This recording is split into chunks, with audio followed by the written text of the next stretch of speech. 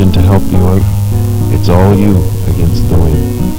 Flight in its purest form. Hang glider is a term that's been applied to the simplest form of glider, in which the pilot is suspended below the glider and controls it by shifting his weight fore and aft or from side to side, and he lands and takes off on his feet. Francis Rogallo is the founding father of hang gliding.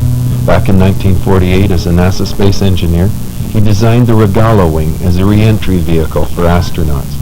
But it wasn't until about 1972 that it really started as a sport, and in these few short years there have been tremendous advances in glider design, so that today you as a student are spared many of the risks that were inherent in the initial stages of development. But there are risks, and you should be aware of them. I think all human flight is dangerous, but I think that hang gliding can be as safe as any other kind of flight if you exercise proper caution and take it seriously, know what you're doing. Take it seriously. Know what you're doing. That's important. And this film is an attempt to get you started on the right foot so that you will know what you're doing. You will see how far you'll go, how high, exactly what a first flight is all about. You'll probably be a bit nervous. Like anything, find it a bit difficult at first. And nobody expects you to be perfect, but we do expect you to relax and have a good time. Well, let's start with the parts of the glider. Not all of them, just the important ones, so that you'll know what your instructor is talking about. This is the nose of the glider. That's the tail.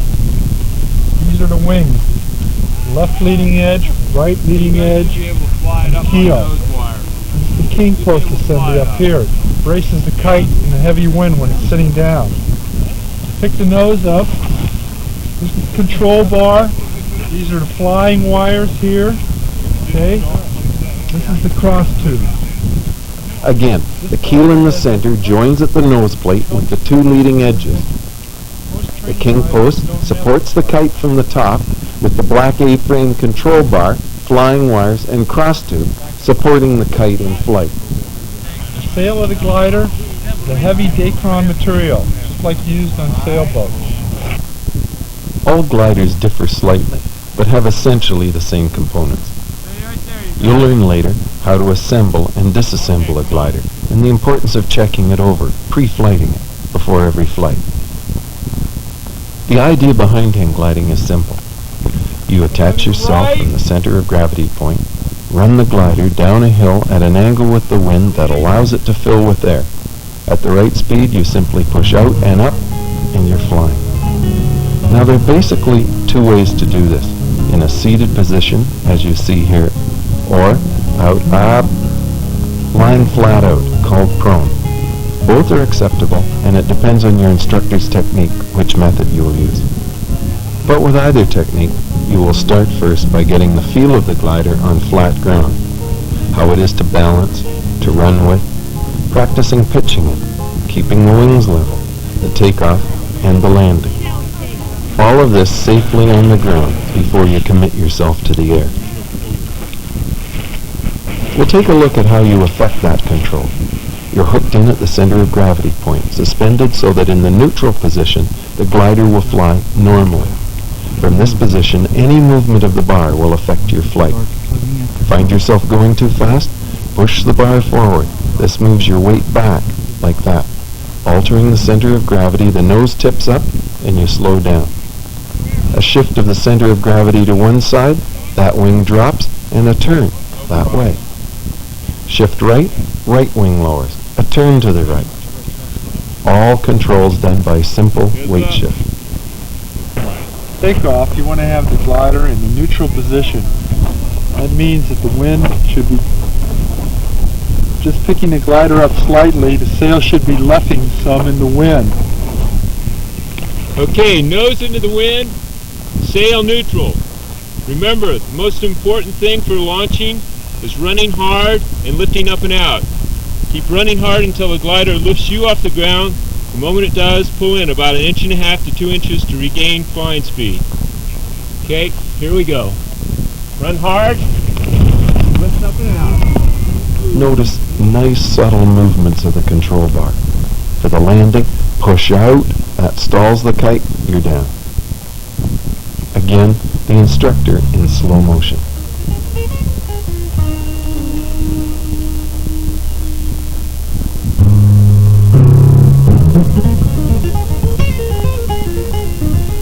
A common fault for beginners is to over-control. Once you're flying, you will be surprised how little movement it takes to control the glider. The secret is to not let it get away from you, to get on it quickly before a lot of movement is needed to correct a problem. Here in these student flights, you'll see what we mean. Okay, check harness. Okay, swing forward. That looks good. Plenty of clearance. Alright, lift her up, keeping the sail neutral. Alright, that's good. Okay, left hand down to the bottom bar now. Alright, you're a little off center. You need to keep your left hand to the outside, that's it. And when you bring your right hand down, bring it down on this side of the bar so that your weight is centered in the control bar. Okay, right hand up about shoulder level. That's it. That's it. And left shoulder in behind the down tube. Right. Okay, remember the most important thing for launch is running hard and lifting up and out. The moment it lifts you off the ground, pull in about 1.5 inches, 2 inches to regain flying speed. Okay, ready? Let's go.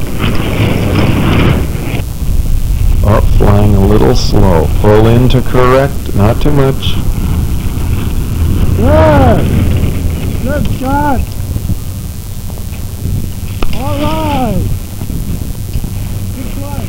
On this flight, you saw a first-time student react properly. He pulled in to speed up and didn't keep it there, just long enough to correct. You look good.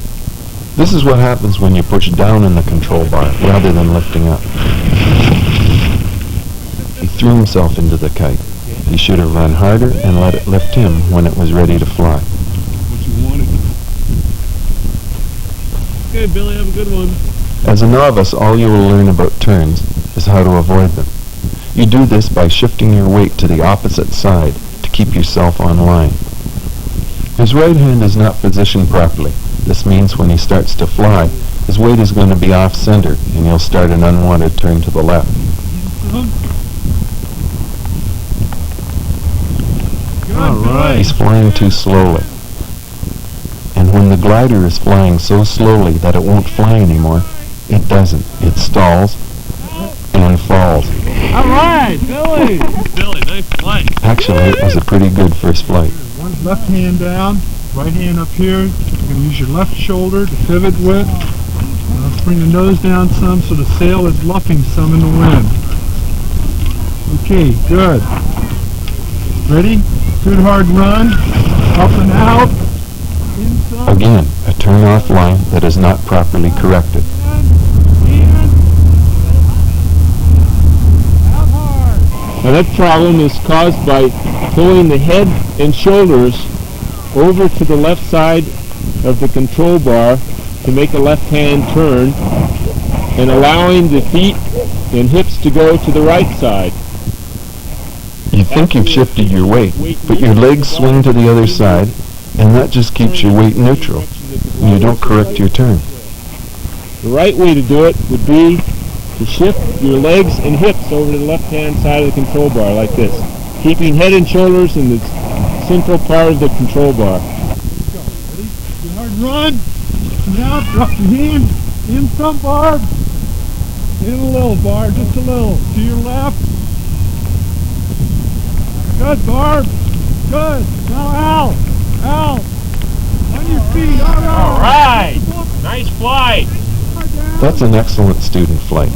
But in this next flight, Okay, well, not enough run, and she pushes down and out with the left hand, and the glider rolls to the left. The takeoff is very important. Without a good takeoff, it's hard to have a good flight.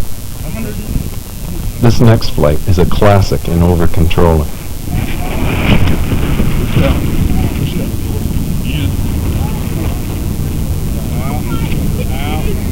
No sense of control. You make your movements small, relax, and stay in the center of the bar.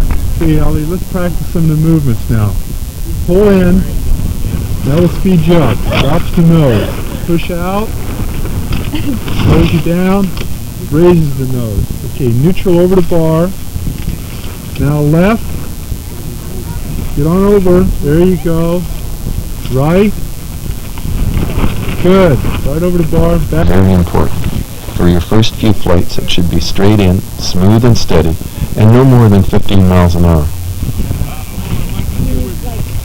Alright, let's take off like this. In this position, you are concentrating on keeping your wings level, pointing the glider directly into the wind, and maintaining an angle with the nose that has the sail slightly luffing.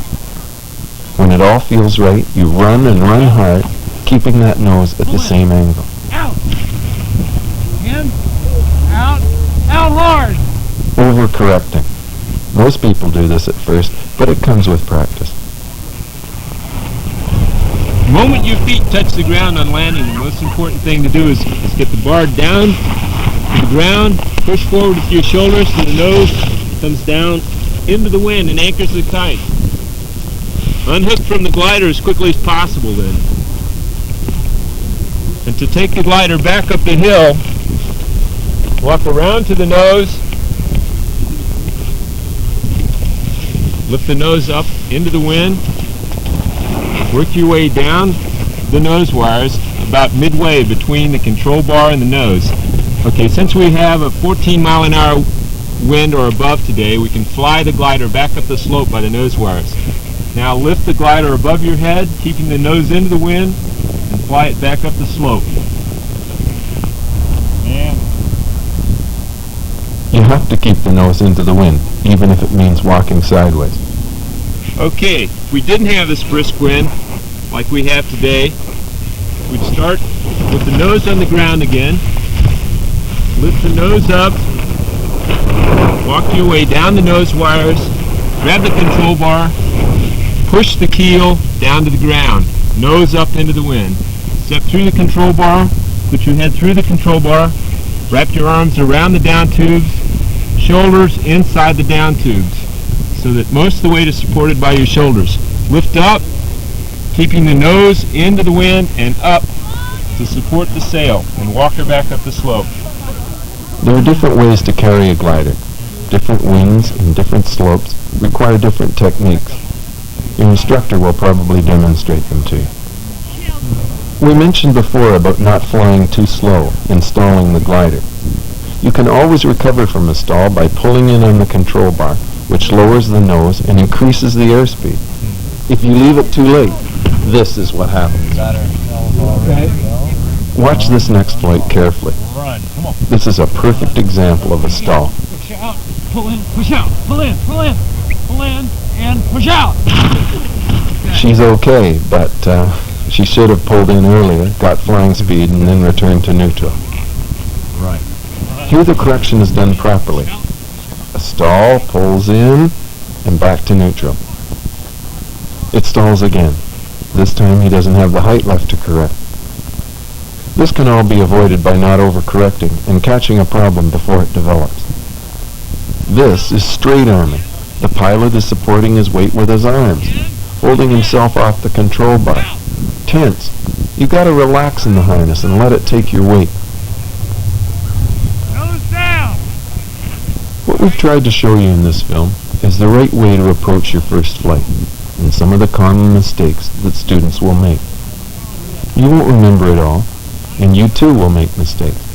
But with practice and experience, you should enjoy hang gliding. Now, in, out, in, out hard. All right. Concentrate on the essentials. A good takeoff with wings level and the glider pointed into the wind. Sail in the neutral position. A good hard run, up, out, and let the glider lift you. Don't over-control and try to stay on top of it. Correct a fault before it develops. For landing, push out to bleed off speed, then all the way out to stall the glider just off the ground, and you're down. Simple. So relax, don't be nervous, and don't get discouraged if it doesn't come the first time. Practice, have fun, and oh yeah, good luck.